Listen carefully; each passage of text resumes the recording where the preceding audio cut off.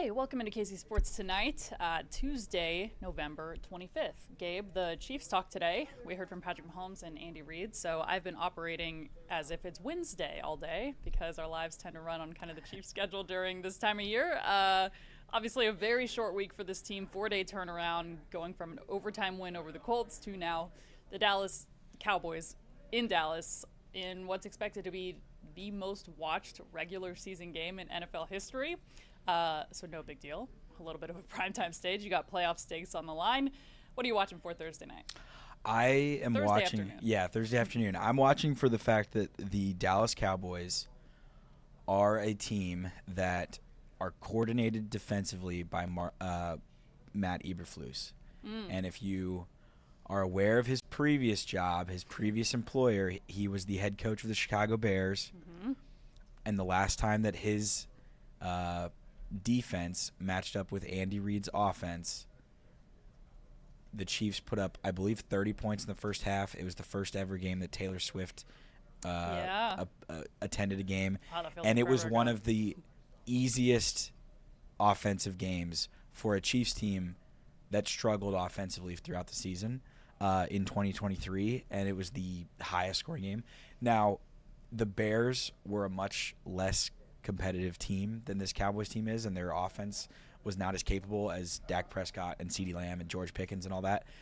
But the point still remains, Eberflus really likes to play a lot of zone coverage. The Cowboys don't have a lot of good man coverage corners, and one of the things that the Colts did that the Chiefs had struggles with, and that the Broncos did that the Chiefs had struggles with, because the Chiefs have struggled with it all season long, is beating man coverage consistently, and they really didn't do it much on Sunday until mid-fourth quarter when they decided we're just going to keep running mesh crossers and hope that Rashee Rice loses his guy, and eventually he started to do that, and it worked out.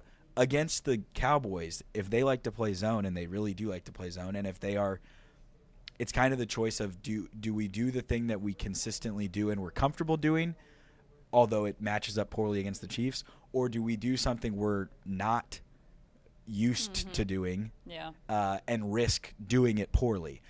I think that either of those things are probably good for the Chiefs, because either they're going to be doing something that they're not used to be doing, or they're going to do something that plays right into the hands of a great Rashee Rice game and a great game for Patrick Mahomes, because he has been one of the best quarterbacks in the league this year, and specifically he's been one of the best quarterbacks in the league against zone coverage. Yeah. And the Cowboys play a lot of it. So that's what I'm watching mostly, is after a week of a little bit of booze at Arrowhead for the first three quarters and people frustrated with the offense, can the Chiefs offense look like what almost every offense looks like against the Cowboys, which is exceptionally competent?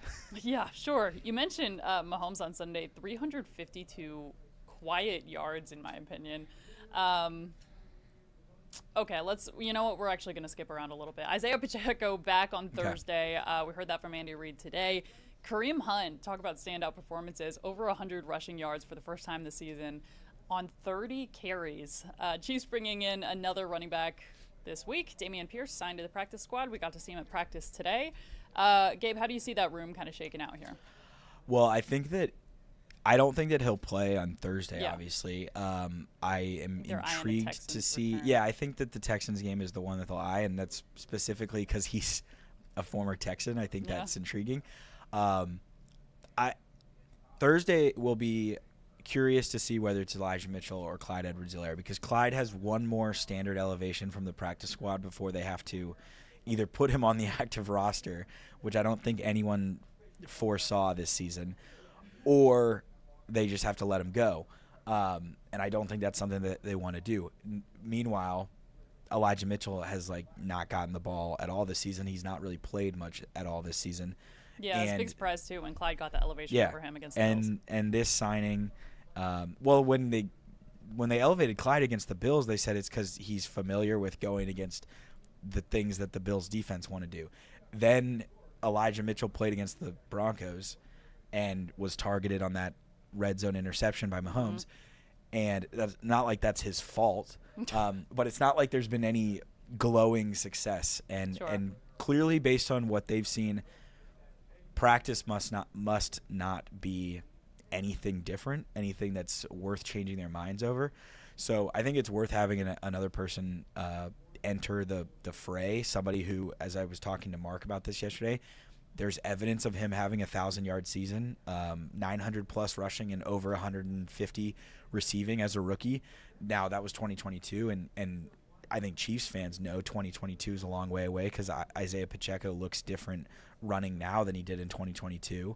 But it's another option, and they need more options because if they want to go deep into the playoffs, they can't give Kareem Hunt 20-plus touches. Yeah. Yet they certainly can't give him 30-plus consistently, because that's the thing I noticed as one of the biggest things of the week, of being there watching the Colts game in person.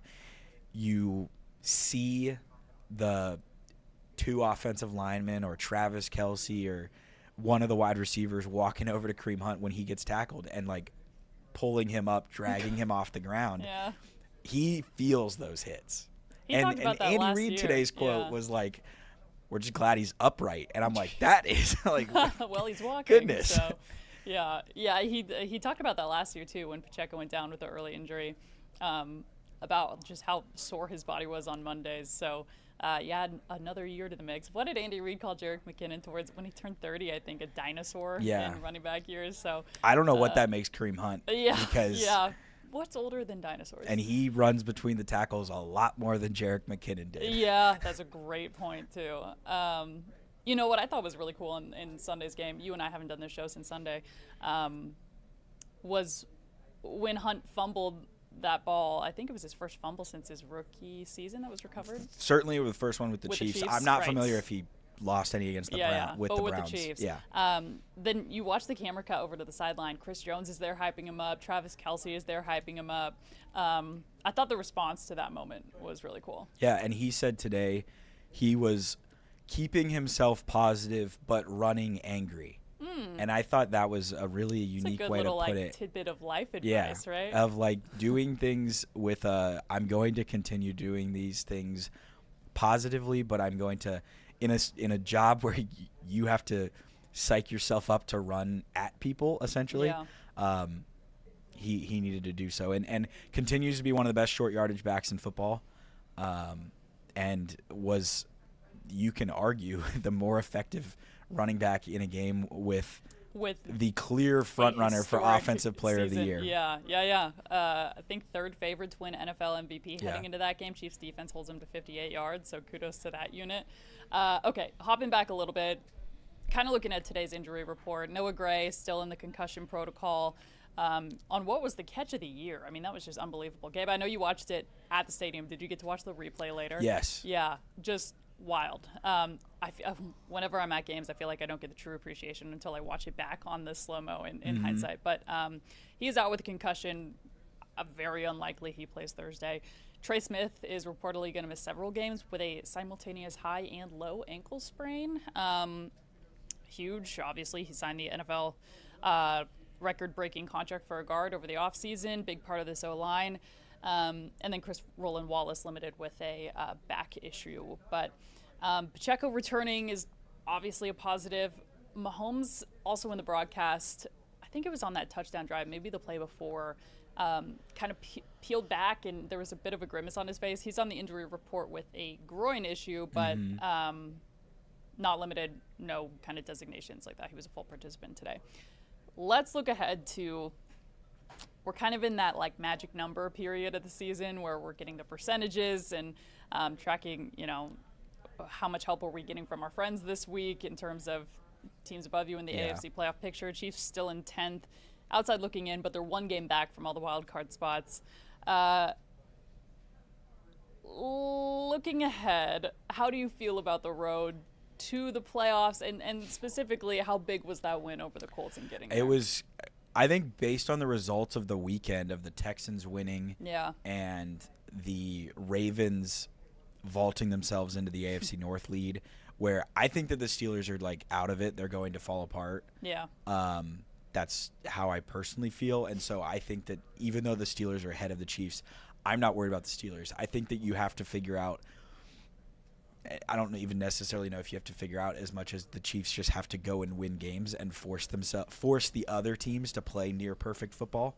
That you're either stealing the Jaguars spot or the Chargers spot, and it is just going to be a matter of. Man, that Jags loss hurts even more now, doesn't it? If the Chiefs, if you just flip the Jags game, the Chiefs are, I think, based on playoff probability, what are they? You said they were in the 60s? 54. 54, okay. Yeah.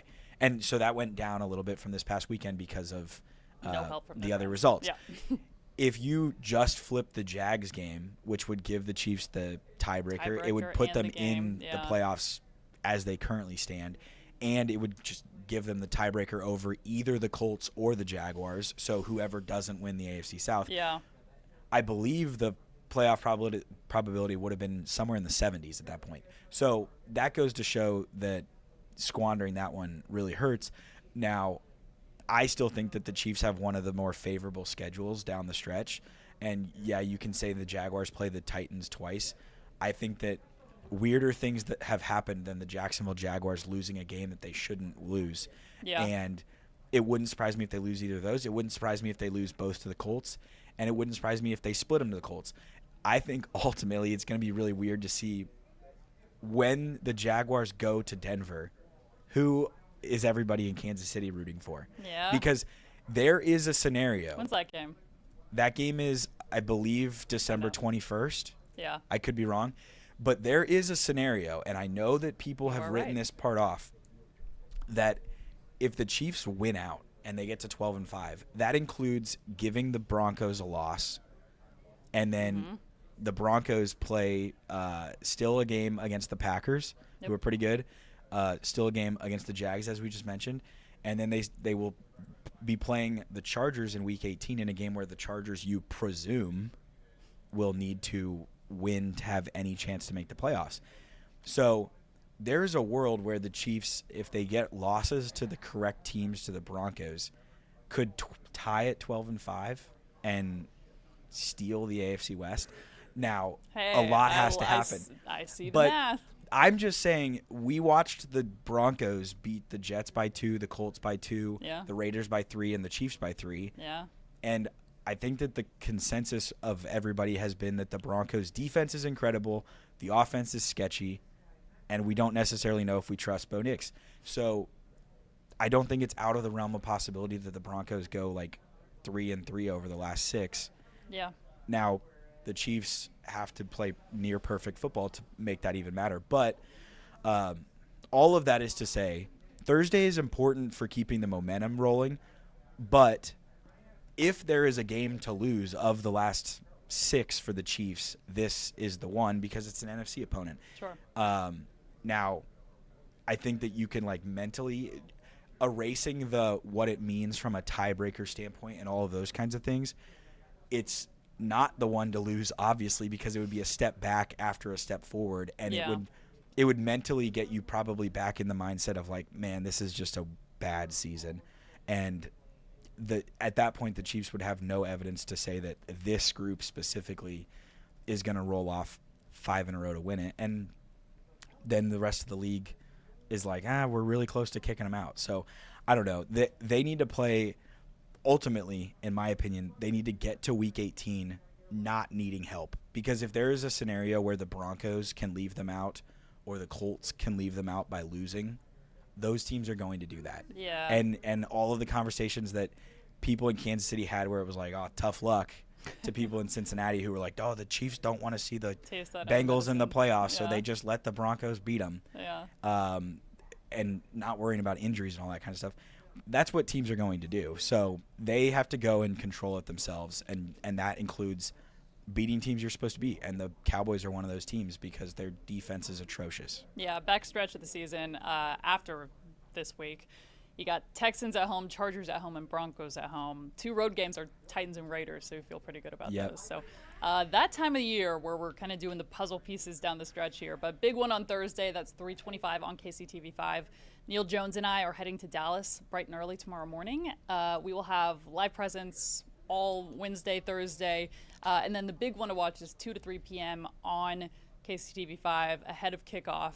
We are having Casey Countdown, so we're going to be getting you ready with all the top storylines of the day live in Dallas, taking you into the NFL today at 3, and then kickoff is at 3:30. So a lot to look forward to, but we will see you back here for KC Sports Tonight, same time, same place tomorrow.